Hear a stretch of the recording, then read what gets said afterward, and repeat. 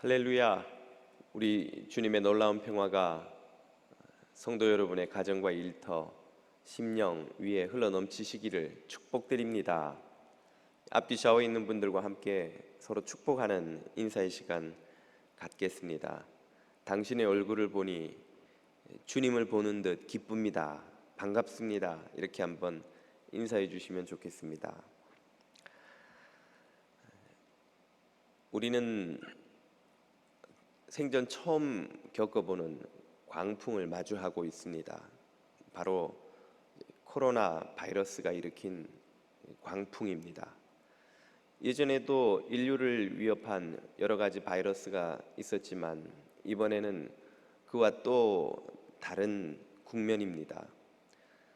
세계화된 이 세상에서 그 어느 때보다 빠르게 이 바이러스가 전 세계로 퍼지고 있습니다. 물류와 인력이 순식간에 세계 곳곳으로 쉴 새 없이 전파되는 이 시대에 바이러스도 그처럼 빠르게 전파되고 있는 것입니다. 지난해 12월 31일 중국 우한에서 처음 발병이 확인된 이래 2달여가 지난 지금 전 세계로 퍼진 바이러스로 10만여 명이 감염되었고 4,300여 명이 넘는 사람들이 목숨을 잃었습니다. 많은 전문가들은 이 바이러스로 인한 팬데믹 상황, 전 세계로 바이러스가 퍼지는 상황을 피할 수 없을 것이라는 안타까운 전망도 내놓고 있습니다.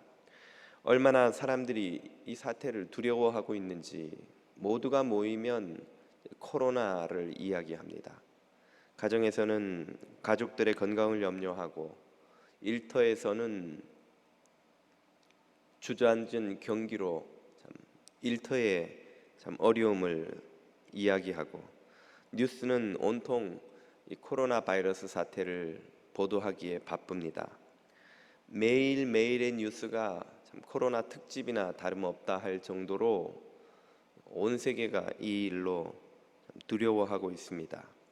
그야말로 광풍이 아니고 무엇입니까? 성도들은 이러한 코로나의 광풍을 어떻게 대처해야 하는 것일까요? 손을 부지런히 씻고 마스크를 쓰고 사람들을 피해 다니기만 하면 되는 것일까요? 우리 성도들이 이러한 광풍을 대하는 바른 자세가 있다면 어떤 것인지 주님의 말씀으로부터 들어보고자 합니다.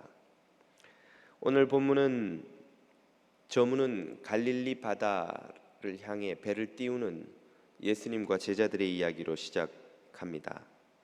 석양이 만들어내는 하늘색을 보며 왠지 불길한 기분이 든 베드로는 예수님께 거라사로 갈 것이라면 내일 아침에 나서자고 말하고 싶었습니다. 그러나 예수님은 마치 약속에 늦은 사람처럼 서둘러 배에 오르시더니 제자들을 재촉하기 시작하십니다. 얘들아, 빨리 바다 저편으로 건너가자. 너희들이 안 갈 거라면 나 혼자라도 가겠다. 너도 젖지 못하시는 분이 어떻게 혼자 가신단 말인가 속으로 투덜대면서 베드로는 배를 띄웠습니다. 아니나 다를까 배가 바다 중간쯤 갔을 때에 선선하던 바람이 점점 그 줄기가 굵어지더니 기어이 광풍으로 바뀌고 말았습니다. 덜컥 겁이 난 베드로가 다른 제자들을 재촉합니다. 야, 요한, 빨리 돛을 걷어. 야고보, 닻을 내려. 안드레, 너는 빨리 물을 퍼. 부지런히 손을 놀려보지만 어느새 정신을 차릴 수 없을 정도로 바람소리, 파도소리가 배를 뒤흔들고 추풍 낙엽처럼 흔들리는 배에는 얼음장같이 차가운 물이 가득 들어차기 시작합니다. 마침내 배가 가라앉는 것이 분명해지자 평생 이 바다에서 잔뼈가 굵어온 제자들의 얼굴에도 공포가 서리기 시작합니다. 그들은 그제서야 예수님이 그 배에 계신다는 사실에 생각이 이르렀습니다. 예수님은 어디에 계시는가? 정신을 차리고 돌아보니 그들은 마치 세상 것이 아닌 듯한 풍경을 마주하게 되었습니다. 그것은 배 고물에 머리를 대고 곤히 잠들어 계시는 주님의 모습입니다. 마치 슬로우 비디오 장면이 이어지다가 어느 순간엔가 정지해버린 듯한 그 모습, 이 눈도 뜨기 힘든, 정신을 차릴 수 없는, 사방이 캄캄한, 온통 서 있기가 힘들 정도로 뒤흔드는 배 위에서 어떻게 주무실 수가 있단 말인가?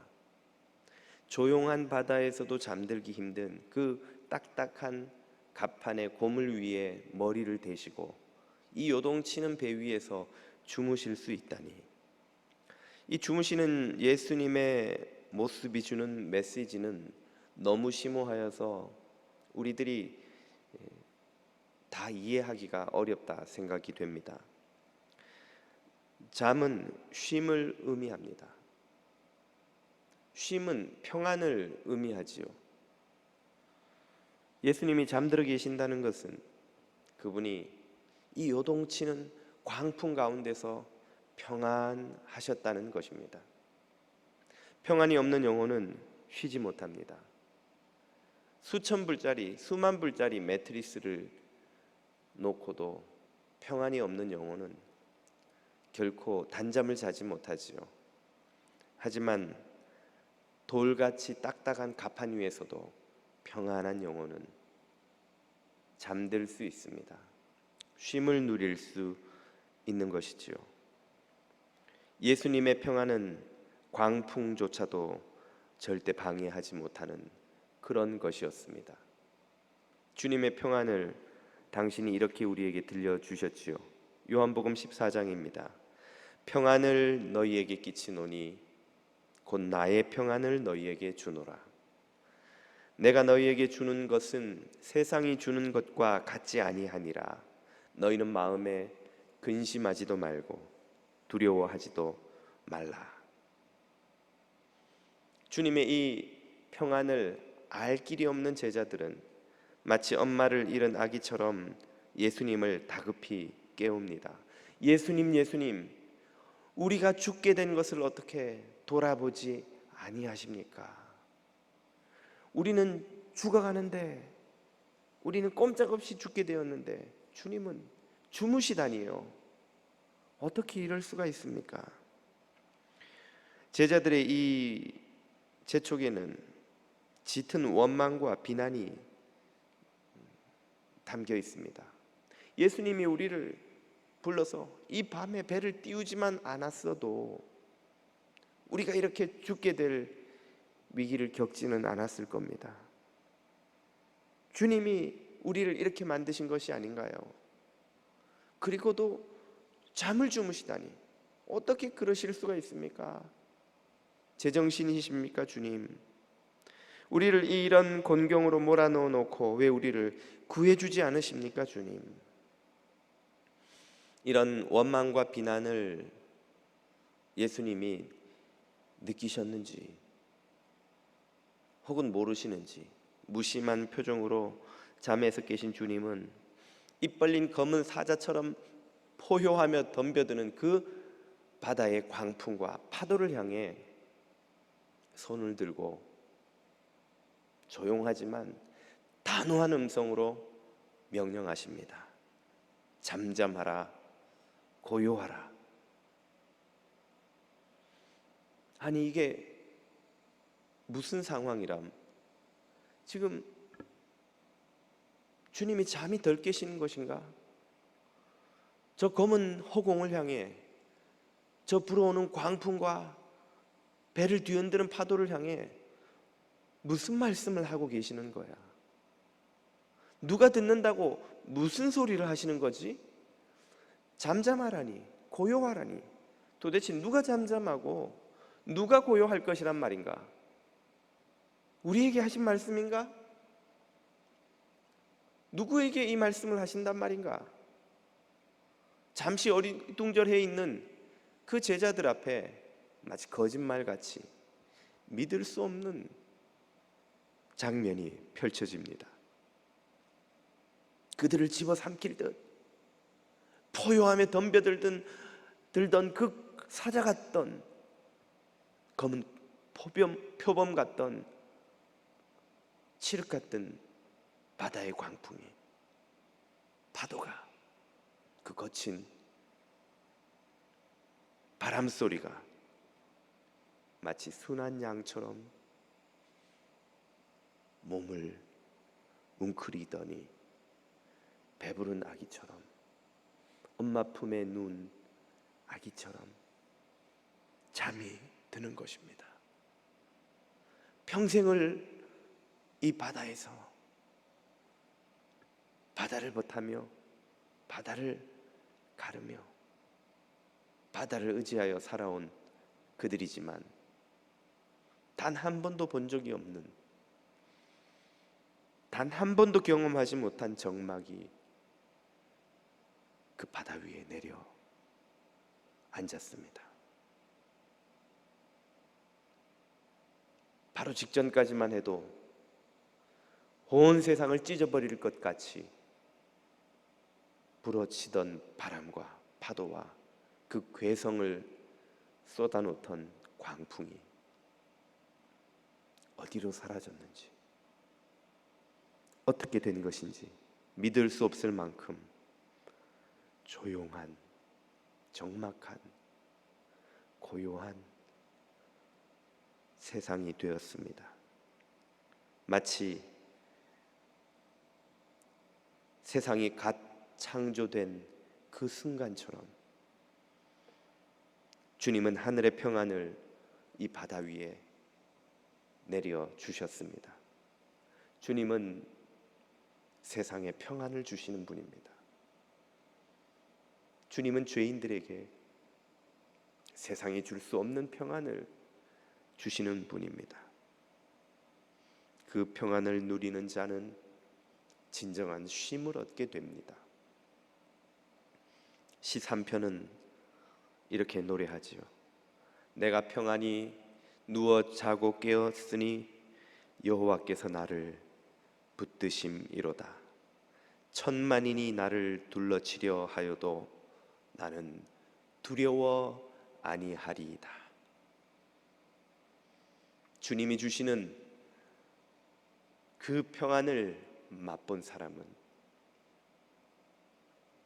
이런 쉼과 안식을 누리게 되는 줄 믿으시기 바랍니다.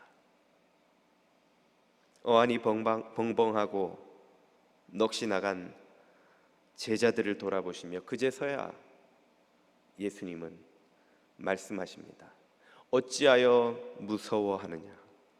너희 믿음이 어디에 있느냐? 왜 믿지를 못하느냐? 내가 너희와 함께 이 배에 있었다는 사실을, 너희를 위협하는 저 광풍을 다스리는 이가 바로 나라는 사실을 너희는 왜 깨닫지 못하느냐? 믿지 못하느냐?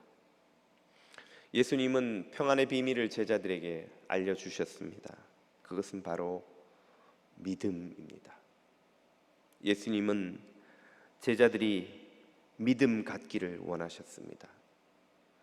예수님은 제자들이 두려워하지 않기를 기대하셨습니다. 예수님은 제자들이 겁에 질린 인생을 살지 않기를 원하셨습니다. 예수님은 우리가 무엇을 믿기를 원하셨던 것일까요? 마태복음 6장에서 말씀하십니다. 공중의 새를 보라. 심지도 않고 거두지도 않고 창고에 모아 들이지도 아니하되 너희 천부께서 기르시나니 먹이시나니 돌보시나니 너희는 이 새들보다 더 귀한 자녀들이 아니더냐? 오늘 있다가 내일 아궁이에 던지우는 들풀 하나하나조차도 하나님이 이렇게 아름답게 입히시거늘 하물며 너희일까 보냐, 너희를 돌보지 아니하시겠느냐, 믿음이 적은 자들아. 이 단순하지만 위대한 진리를 주님은 제자들이 믿기를 원하셨습니다. 제자들이 겨자씨만한 믿음이라도 가졌더라면 이렇게 두려워하고 이렇게 놀라지 않았을 것이란 말씀이죠. 하나님이 하시는 말씀을 들어보십시오. 이사야 41장입니다. 두려워 말라, 내가 너와 함께함이니라. 놀라지 말라, 내가 너의 하나님이 됨이니라. 내가 너를 굳세게 하리라. 참으로 너를 도와주리라. 참으로 나의 의로운 오른손으로 너를 붙들리라. 아멘. 참으로 우리와 함께 하시는 하나님, 참으로 우리를 도우시고 붙들어 주시는 하나님, 그 하나님을 믿는 제자들, 하늘의 백성들은 어떤 광풍을 만나도 두려워할 이유가 없습니다. 어떤 광풍 앞에서도 놀라고 떨 이유가 없는 것이지요. 주님이 함께 하시고 주님이 그 모든 광풍마저 다스리시고 잠잠케 하시는 분이시기 때문입니다. 놀라고 두려워하는 것은 바로 마귀의 계획입니다.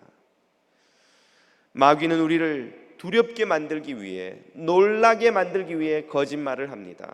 주님은 작게 보이게 하고 광풍은 크게 보이게 만듭니다. 우리의 눈과 시선, 우리의 모든 마음이 다 광풍에 빼앗기게 만듭니다. 주님은 없다고 거짓말을 합니다. 주님은 잊어버리게 만듭니다. 그리고 두려움과 놀라움과 불신앙이 가득 차서 원망하고 비난하고 의심하고 다투고 정죄하고 도망치게 만드는 것이죠. 바로 이것이 코로나의 광풍을 맞이하고 있는 세상이 보여주는 모습입니다. 세상 사람들은 유언비어에 흔들리고 두려워 떨며 서로가 비난하고 동양인을 혐오하고 희생양을 찾고 그 누군가에게 누구라도 정죄하고자 합니다. 모두가 모이면 코로나만 이야기합니다. 아무도 주님에 대해 이야기하지 않습니다. 그도 그럴 것이, 그들은 주님을 볼 수 없기 때문이죠. 그들에겐 눈앞에 보이는 광풍 외에 그 어떤 것도 보이지 않기 때문입니다. 바로 이때가 교회가 필요한 시점입니다.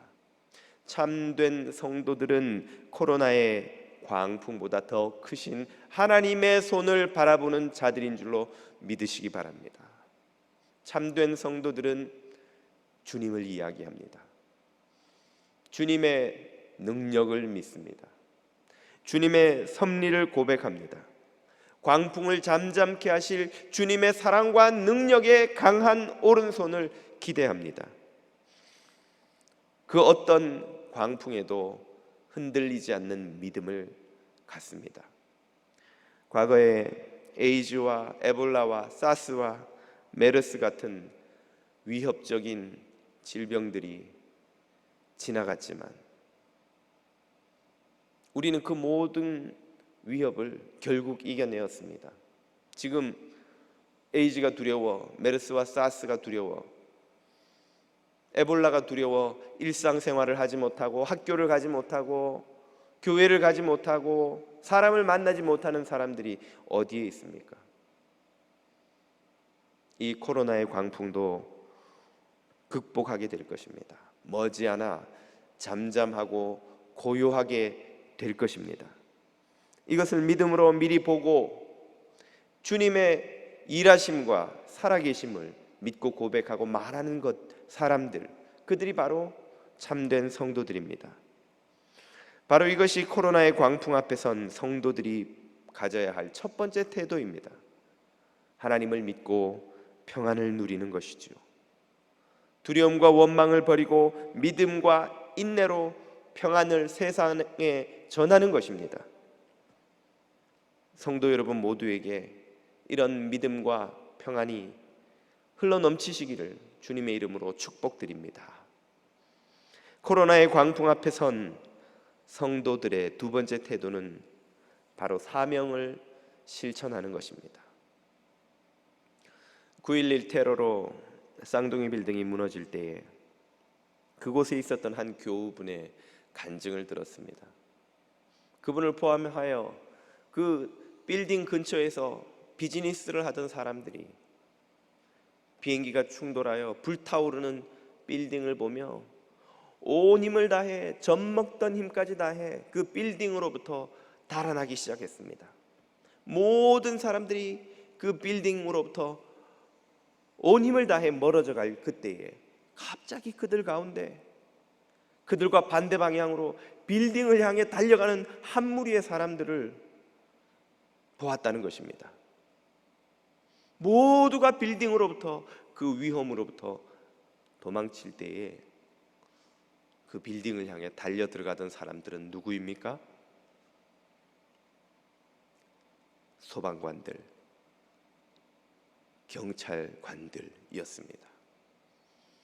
그들은 왜 그 불타는 빌딩의 일촉즉발의 위험 속으로, 절체절명의 위기 속으로 스스로 달려 들어갔던 것일까요? 그들은 사명자이기 때문입니다. 그들은 사람을 구해야 한다는 사명을 가진 이들이었기 때문이죠.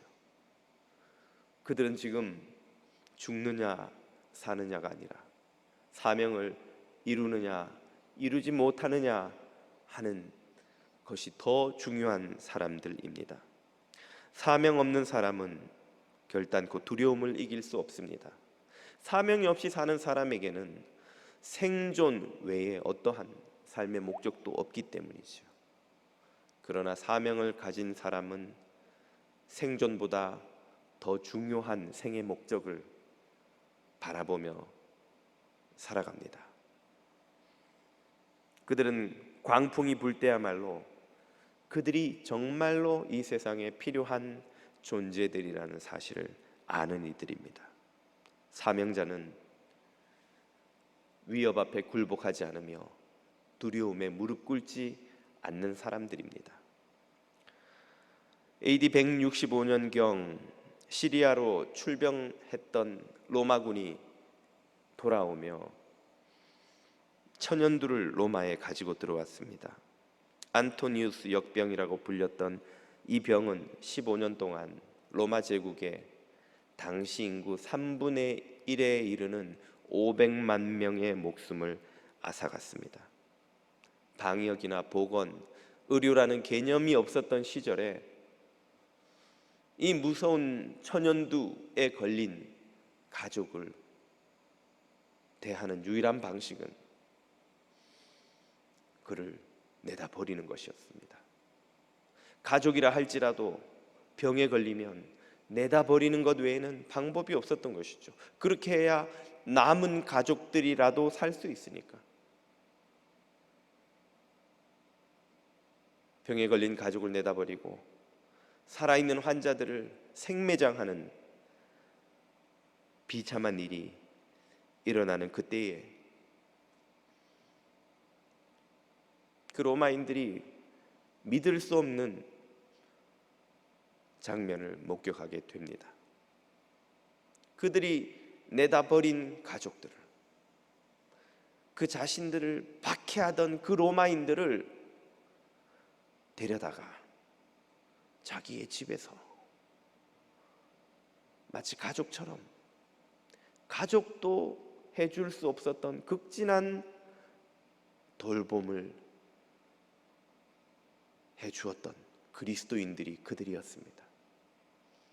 그들은 그리스도의 사랑으로 버려진 환자들을 돌보았습니다.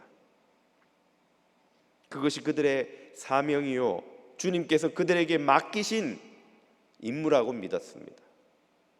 환자들을 돌보다 그들 자신이 전염되면 그들은 죽어도 부활한다는 소망을 기쁘게 고백하며 믿음으로, 소망으로 인내하였습니다.